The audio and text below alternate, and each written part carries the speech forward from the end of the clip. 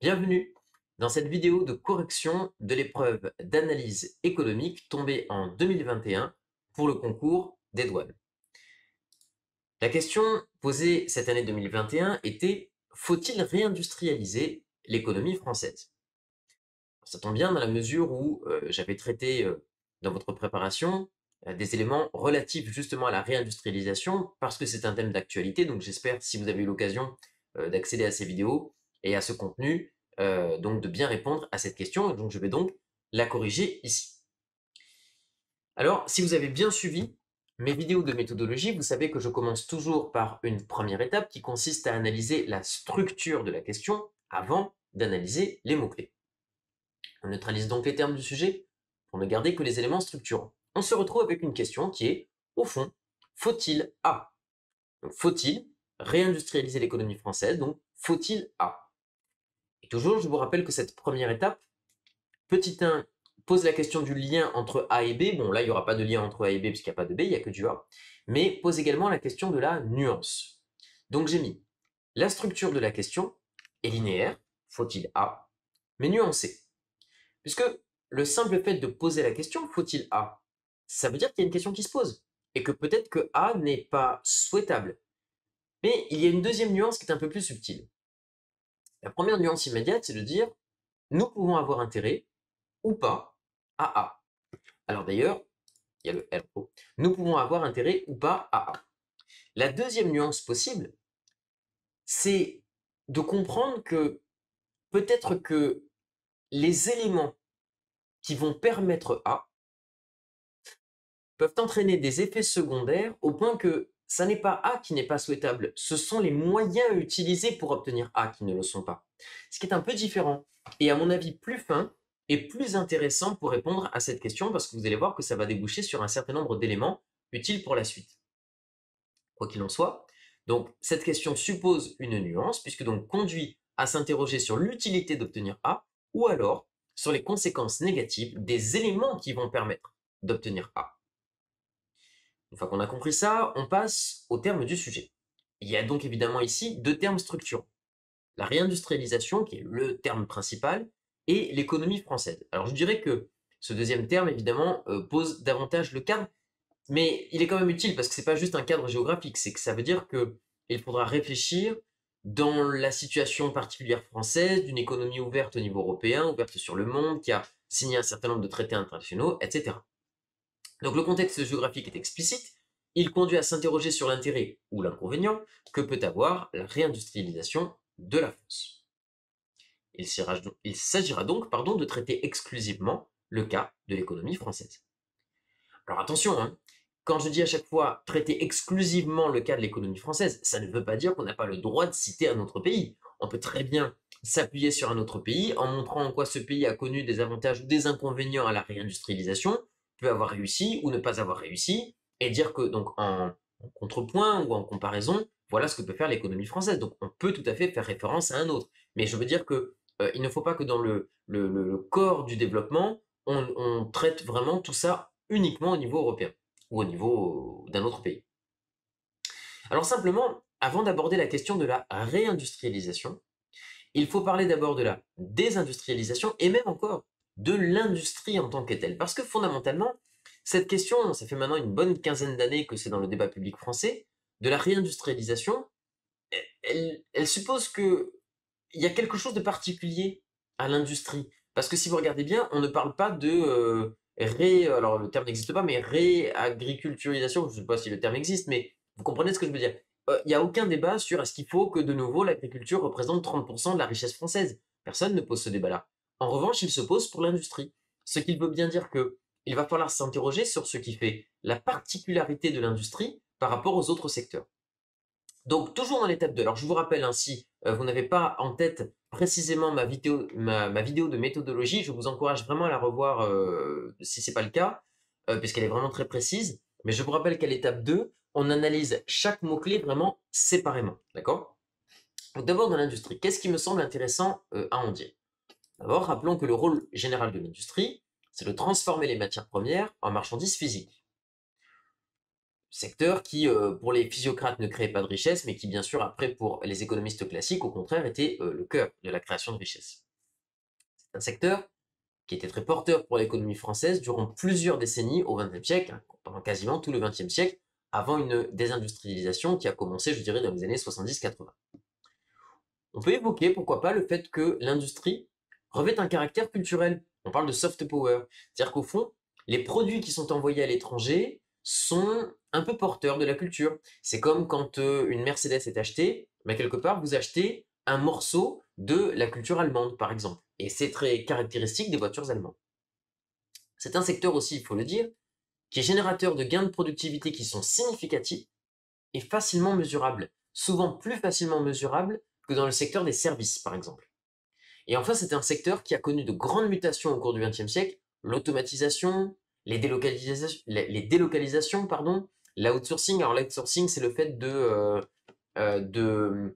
d'externaliser certaines activités. L'exemple typique que l'on donne, c'est que au XXe siècle, vous avez les grandes usines, et au sein de ces usines, il y avait toujours un service qui s'occupait de la paye des salariés, de la gestion des ressources humaines. Et bien aujourd'hui, c'est de plus en plus externalisé à des sociétés de conseil, et qui donc sont deux entités séparées.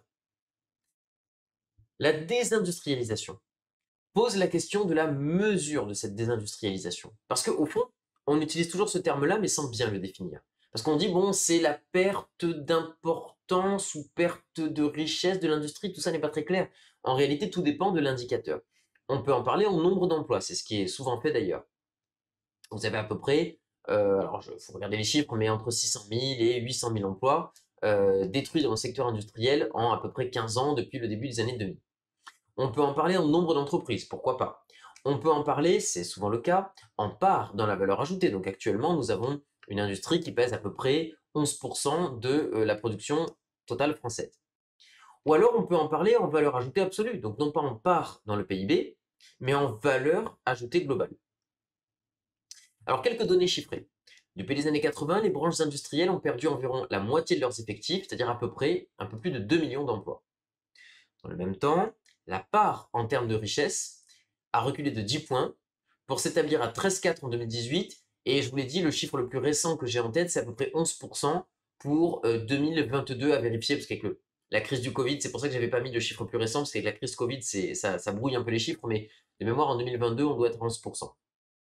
Dans le même temps, on était à 25% en Allemagne, 20% en Italie et 16% en Espagne, ce qui veut dire que l'économie française a été celle qui s'est le plus désindustrialisée quasiment de toute l'Union européenne.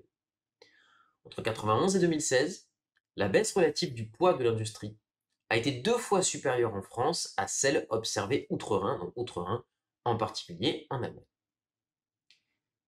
Évoquons maintenant la question de la réindustrialisation en parlant des principales mesures qui ont été prises ces 2 dernières décennies.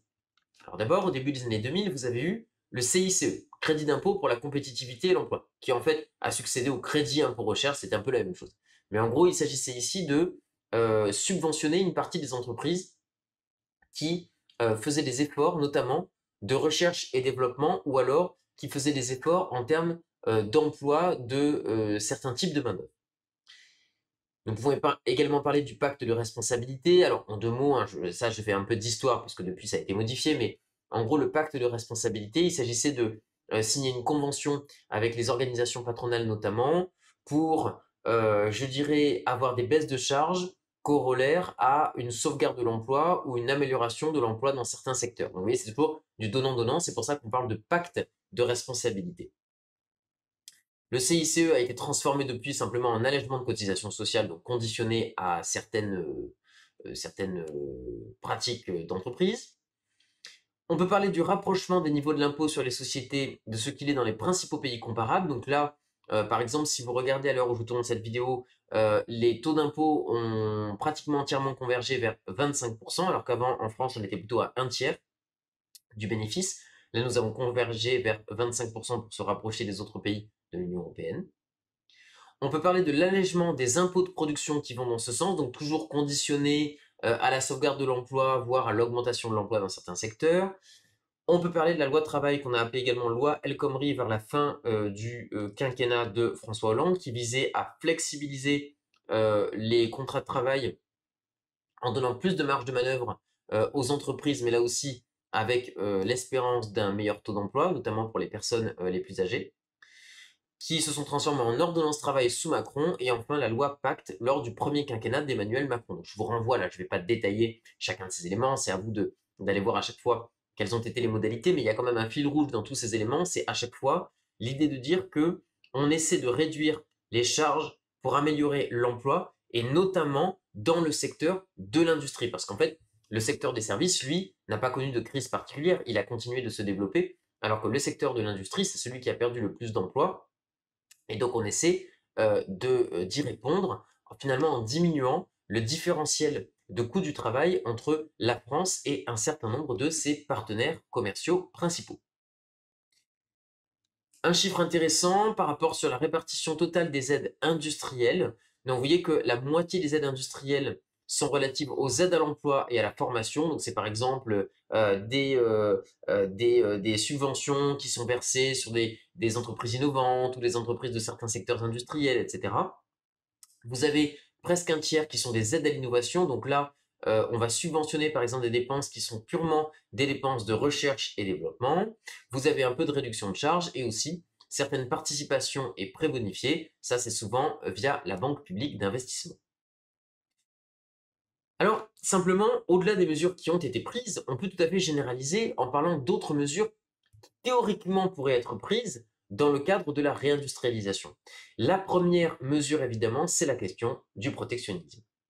Puisque vous savez que, concrètement, un certain nombre d'hommes et femmes politiques considèrent qu'il faudrait remettre en place des frontières commerciales, soit à l'échelle européenne, soit à l'échelle française, pour ceux qui sont les plus souverainistes, et protectionnisme qui aurait pour but, donc, comme son nom l'indique, de protéger l'industrie française contre les industries étrangères, européennes ou asiatiques, brésiliennes ou américaines, etc., de telle manière à réduire le différentiel de coût ou de qualité qui se ferait au détriment de l'industrie française.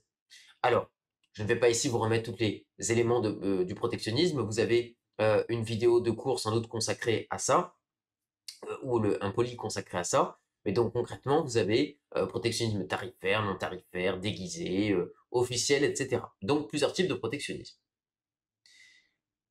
Nous en arrivons à l'étape numéro 3, le croisement des données. Donc, je vous rappelle que c'est à cette étape-là qu'on fait le lien entre les différents mots-clés de la question. Donc, si je repars, je n'ai pas fait évidemment ça pour tous les mots-clés, mais pour vous donner quelques exemples simplement. Donc, si on parle du protectionnisme, donc je vous rappelle que donc, le protectionnisme, il y a tarifaire et non tarifaire. Et bien, par exemple, on peut relier le protectionnisme tarifaire et la réindustrialisation par la réduction du différentiel de coûts qui avait conduit à des délocalisations. Je redis l'idée pour qu'elle soit très claire. Ça veut dire que dans l'étape 2, etc., vous aurez expliqué que la désindustrialisation, elle est due notamment à des délocalisations, parce que certaines industries sont parties dans des pays à plus bas salaire, donc avec un différentiel de coût en notre défaveur, et que donc, quand on croise les données, et bien comme solution, il peut y avoir le protectionnisme, tarifaire en particulier, que ce protectionnisme tarifaire réduit le différentiel de coût, donc finalement réduit l'incitation à délocaliser, voire même peut conduire, parce que c'est le but de la réindustrialisation, peut conduire des entreprises qui étaient parties à revenir. Si on fait le lien avec le protectionnisme non tarifaire, là on fera le lien avec la compétitivité hors prix. Donc là, il s'agit de dire par exemple que on met en place du protectionnisme par les normes, qui fait que, par exemple, on interdira l'importation de biens qui sont produits dans des pays non respectueux de l'environnement. Donc ça va pousser des secteurs ou des industries qui étaient partis justement à l'étranger pour bénéficier de cette espèce de dumping social ou environnemental.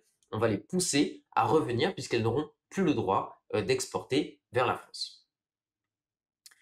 Ça pose évidemment la question du contenu en emploi de la réindustrialisation. Donc là, je vous mets des idées, un peu des pistes de réflexion, vous pourrez continuer de les développer, mais ça veut dire que il faudra faire le lien ici avec les indicateurs qui auront été définis à l'étape 2. C'est-à-dire que si vous mesurez la désindustrialisation à l'aune de la perte des emplois, eh bien ça veut dire que quand vous allez croiser les données, il faudra que les solutions dont vous parlez fassent le lien avec le contenu en emploi de la réindustrialisation.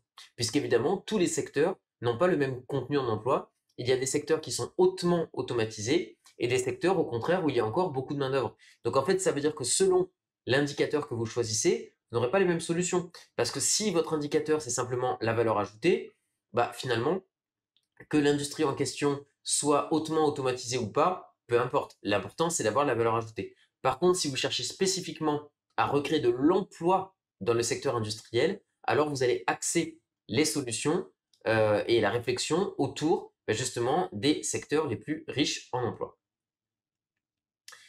Alors, une fois qu'on a fait tout ce travail de défrichage, il faut évidemment rédiger l'introduction. Alors, avant de vous lire ce que j'ai mis ici et de l'expliquer, donc faisons un point d'étape. Donc, je vous rappelle encore une fois la question qui était: faut-il réindustrialiser en gros l'économie française?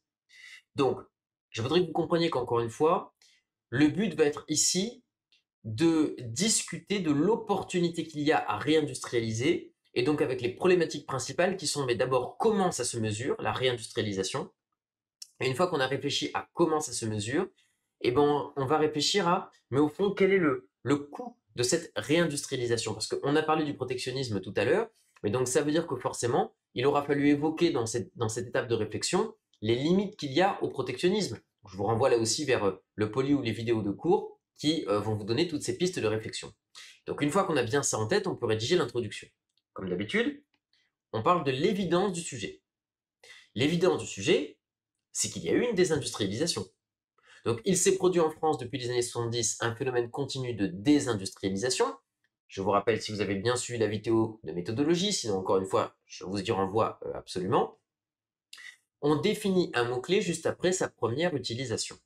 Donc, je viens d'utiliser le terme de désindustrialisation. Tout de suite après, je vais définir cette désindustrialisation. Et on va enchaîner en disant qu'elle peut se mesurer de plusieurs façons, en emploi, en valeur ajoutée, etc. Une fois qu'on a dit ça, d'accord, il y a de la désindustrialisation. Quelle est l'idée qui vient logiquement ensuite? On va dire qu'elle pose problème. Du chômage dans des zones anciennement industrielles, de la précarité, une perte de richesse, une perte de souveraineté, comme on a vu pendant la crise sanitaire avec l'impossibilité au départ de produire des masques ou des choses comme ça.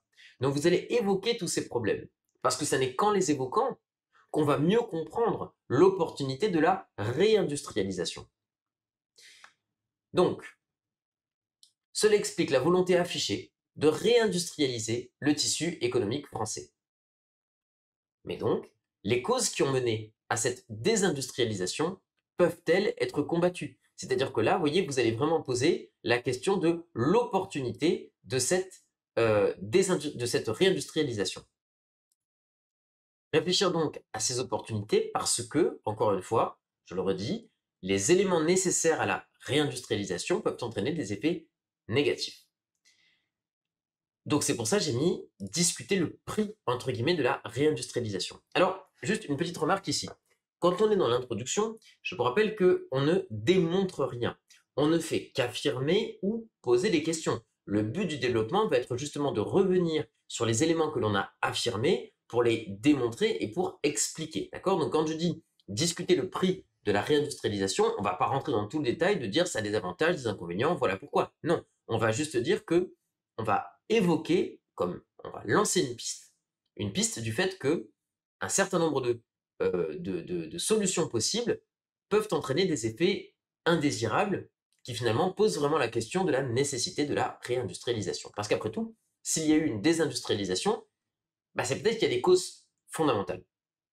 Alors, voilà le plan que je vous propose. Évidemment, une infinité de plans possibles, mais voilà moi les idées sur lesquelles j'ai décidé de partir après avoir réfléchi à cette question. D'abord, je vous rappelle, c'est très important, que chaque titre doit être une phrase complète. Je ne cesserai d'insister là-dessus. Chaque titre est une phrase complète, sujet, verbe, complément, parce que chaque titre doit agir comme une synthèse des éléments qui vont venir après. Donc voilà ce que je vous propose. Partie 1. Un ensemble de mesures cohérentes peuvent s'opposer à la tendance de fond de la désindustrialisation. Petit a, la réduction progressive du secteur industriel s'observe dans tous les pays en développement. C'est-à-dire que là, dans cette sous-partie, au fond, je fais apparaître un élément, alors que je n'ai pas évoqué directement, mais parce que pour que cette vidéo ne soit pas trop longue, je vais à l'essentiel, mais dans le cadre du processus de réflexion sur cette question, il vient quand même que cette désindustrialisation, elle n'est pas vraie qu'en France. Elle est vraie dans de très nombreux pays. Donc, il y a peut-être des causes structurelles et je dirais naturelles à la désindustrialisation. Je vous en cite une seule pour que vous l'ayez à l'esprit. Si vous avez fait un peu de microéconomie, vous avez dû étudier la question des biens normaux, des biens de première nécessité ou ce qu'on appelle des biens inférieurs. Bref, c'est pour vous dire que, en réalité, naturellement, on voit que lorsque les pays se développent, leurs économies vont davantage vers les secteurs des services. Ce qui veut dire que naturellement, les biens industriels vont représenter une part de la richesse de plus en plus faible. Et donc, c'est un élément naturel et qui est lié au développement même des populations. Donc, l'idée de revenir à un niveau de richesse industrielle comme dans les années 50 ou 60 n'a pas de sens. Donc, ça veut dire en fait ici, subtilement, il faut faire la différence entre la désindustrialisation naturellement produite par un système économique je dirais en libre fonctionnement et des causes peut-être plus politiques, d'inefficacité, de mauvais choix collectifs qui ont été faits et qui ont accéléré cette désindustrialisation. Donc, mais vous voyez, dans le petit a, je rappelle d'abord que c'est un processus potentiellement naturel. Petit b, la réindustrialisation doit reposer sur un ensemble de mesures cohérentes. Je veux dire par là que il faudra prendre des mesures qui soient cohérentes avec le cadre économique, le cadre légal, nous sommes au niveau européen, donc ça veut dire que le protectionnisme, ah oui, mais en fait, on ne peut pas le faire au niveau français, etc. Donc c'est pour ça que je parle de mesures cohérentes et cohérentes entre elles. Partie 2. À long terme, les mesures permettant la réindustrialisation peuvent nuire à l'émergence de relais de croissance durable. Et là, je fais appel à deux éléments. Petit a, le problème de la mauvaise allocation des ressources. D'ailleurs, je n'ai pas fait une phrase complète ici, vous voyez, j'aurais juste, puisque je l'ai fait spontanément, mais alors je pourrais mettre quelque chose du type l'intervention publique peut conduire à une mauvaise allocation des ressources. Voilà ce qui serait un titre complet. Vous voyez, je vais le corriger en même temps, comme ça ce sera fait.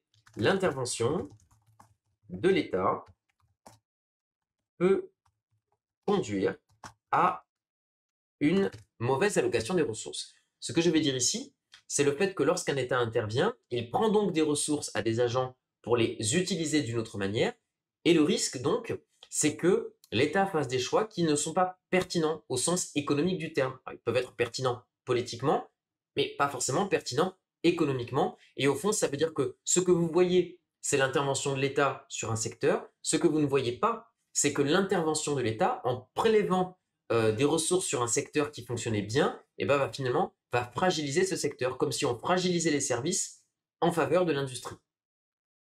Et le deuxième, c'est le problème du développement durable. C'est-à-dire que ce qu'il faut comprendre ici, c'est que l'une des problématiques principales, c'est que j'ai dit que l'industrie, c'était la fabrication de produits physiques qui sont forcément utilisateurs de ressources, de matières premières physiques. Or, dans un monde qui connaît un certain nombre de problématiques du point de vue de l'environnement, pas uniquement réchauffement climatique, mais de l'utilisation des ressources, poser la question de la réindustrialisation, est-ce que ça ne risque pas de s'opposer d'abord au traité écologique que nous avons signé, mais aussi de manière générale à une tendance générale de réduction des ressources et finalement on risque d'accélérer encore cette raréfaction. Donc on pourrait poser le problème du développement durable. Alors en termes de titre, ça pourrait être par exemple la réindustrialisation s'oppose, ou plutôt la réindustrialisation fait naître la limite de l'utilisation de ressources non renouvelables. Un truc comme ça qu'on pourrait sortir, on pourrait trouver, j'imagine, un meilleur titre, mais c'est l'idée. Vous voyez, toujours un titre sous forme de phrase complète. Conclusion, la désindustrialisation française s'explique autant par des causes internationales que propres à l'économie française. Si les mesures cohérentes et ciblées peuvent lutter contre cette tendance de fond, il est nécessaire de s'interroger sur l'ampleur de cette réindustrialisation, donc un S, souhaitée et les secteurs industriels à cibler. Sans cette réflexion d'ensemble, la réindustrialisation s'opposera au développement de l'économie. Donc bien dire que, pourquoi pas réindustrialisation, mais il faut annoncer l'objectif, que cet objectif soit cohérent en faisant bien la part des choses entre la partie naturelle et la partie non naturelle de la désindustrialisation, et encore une fois avec une cohérence des moyens, cohérence entre eux, et cohérence avec le cadre économique et légal, pour ne pas risquer, au contraire, de futurs chocs sur l'économie française. Pour terminer, je vous renvoie, j'avais mis ce lien d'ailleurs dans une des vidéos de cours, je vous renvoie vers un document de France Stratégie que je trouvais assez intéressant sur l'évolution des politiques industrielles. Vous pourrez comme ça compléter vos connaissances. Je vous remercie d'avoir suivi cette vidéo. J'espère avoir été clair par rapport à ça. Je vous encourage encore une fois à éventuellement voir et revoir la vidéo pour être sûr d'avoir bien compris toutes les subtilités. Et surtout, n'hésitez pas à vous lancer vous-même dans la réflexion autour de cette question, à rédiger votre propre plan, qui encore une fois peut être tout à fait différent du mien, ça ne pose pas de souci. Et donc surtout pour être certain d'avoir bien acquis la méthodologie. Je vous remercie et je vous retrouve très vite pour une prochaine vidéo.